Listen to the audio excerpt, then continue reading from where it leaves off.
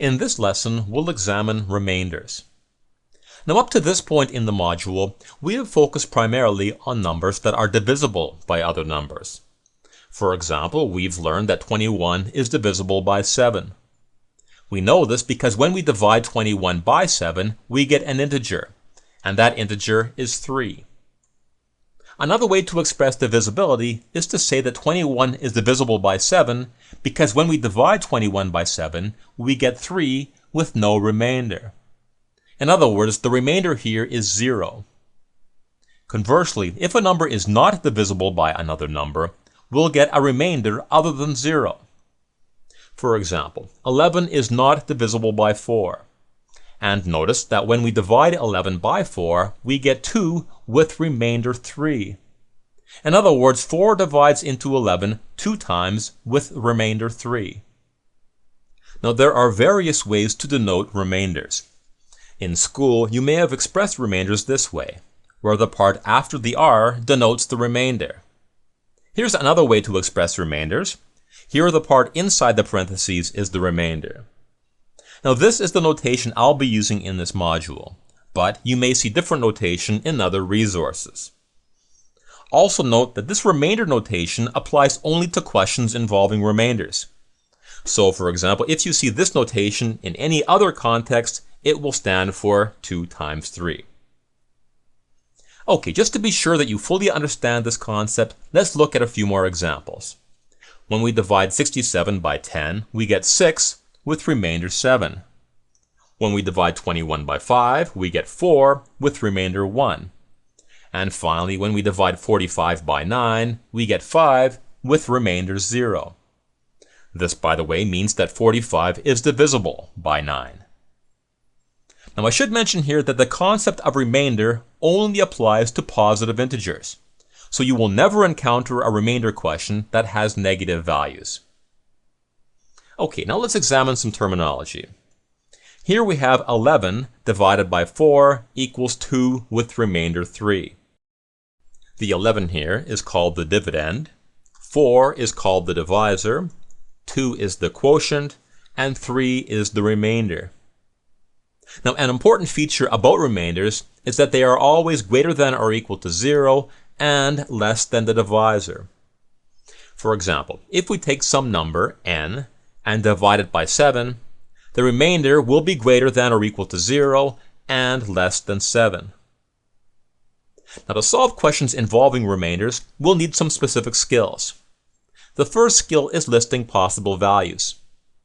So let's say we're given some information about x. We're told that when x is divided by 7, the remainder is 2. So what are some possible values of x? Well, we're looking for numbers such that when we divide them by 7, the remainder is 2. So one possible value is 9. 9 divided by 7 equals 1 with remainder 2. Perfect. Another possible number is 16. What are some other ones? For example, is there a number less than 9 that has remainder 2 when we divide it by 7? Yes, 2 satisfies this condition because when we divide 2 by 7, we get 0 with remainder 2. Now here comes a very important observation. Notice that 9 can be expressed as 2, the remainder, plus 7, the divisor. Similarly, 16 can be expressed as 2 plus 7 plus 7. So to find other possible values of x, we'll keep adding 7 to the previous value, and so on.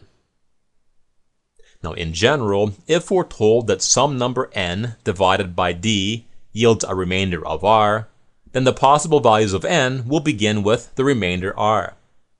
The next possible value will be r plus the divisor d, then r plus 2d, then r plus 3d, and so on. So we now have a formula for listing possible values of a number if we're given information about the remainders and the divisors. Let's test out this rule with an example. When w is divided by 8, the remainder is 3. So what are some possible values of w? Well, the remainder here is 3. So this will be the first possible value of w. Next, since we're dividing by 8, this is the divisor. So to find other possible values of w, we'll add multiples of 8 to the remainder of 3. So the next possible value of w is 3 plus 1 8. Then 3 plus 2 8s, then 3 plus 3 8s, then 3 plus 4 8s, and so on. When we evaluate these, we get the following as possible values of w. Alright, the next important technique is to rebuild the dividend. Here's what I mean. If we take the dividend 11 and divide it by 4, we get a quotient of 2 with remainder 3. Now we can take these three values and use them to create an equation that ends up equaling the dividend of 11. We can write 2 times 4 plus 3 equals 11. Similarly, since 34 divided by 5 equals 6 with remainder 4, we can take the three values shown here and use them to create an equation that ends up equaling the dividend 34. We can write 6 times 5 plus 4 is equal to 34. Let's try one more. Since 8 divided by 11 equals 0 with remainder 8, it must also be true that 0 times 11 plus 8 is equal to 8. In general, if n divided by d equals q with remainder r, then it must also be true that q times d plus r is equal to n.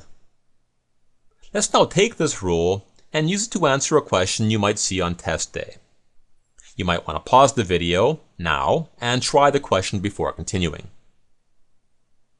Okay, the question tells us that when 5 is divided by b, the quotient is 2 and the remainder is c. From here we can apply this rule to conclude that 2 times b plus c must equal 5, which means the answer here is b. Okay, let's summarize. In this lesson we learned some important skills for tackling remainder questions.